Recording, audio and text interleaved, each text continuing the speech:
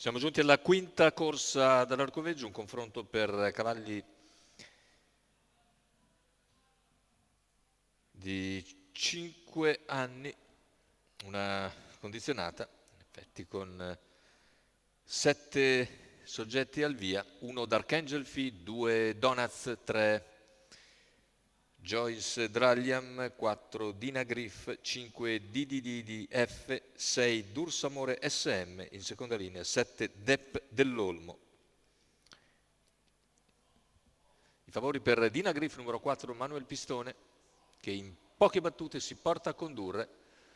In seconda posizione rimane Dark Angel Fee, con all'esterno Joyce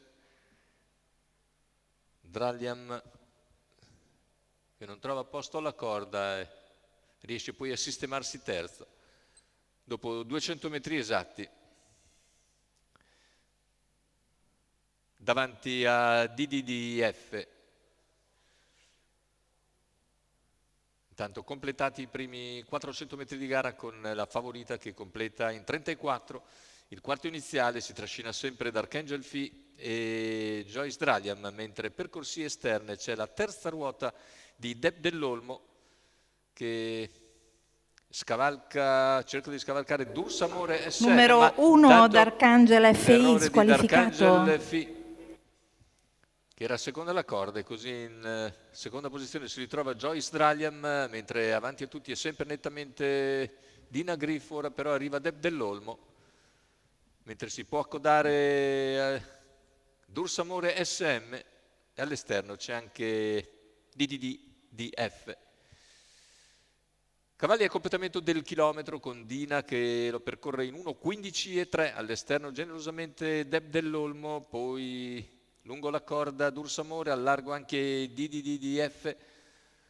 Dina Griff per il momento non si lascia avvicinare, Depp dell'Olmo rimane comunque lì a contatto e ora prova nuovamente a numero 3 portarsi Joyce Draliam squalificato. Dursamore SM, DDDF, metà dell'ultima curva superato con Dina in fuga. Depp dell'Olmo in seconda posizione, all'interno Dursamore, poi DDDF retta d'arrivo con Dina Griff nettamente in vantaggio. Numero 6 Dursamore SM vede squalificato. ancora Depp dell'Olmo netto secondo davanti a DDDF. Il successo dunque per la favorita Dina Griff, 1:14,4 per Dina Griff, che in percorso di testa vince ancora nettamente. Manuel Pistone in sediolo per conto del fratello Giuseppe Pistone della scuderia Angelico e C.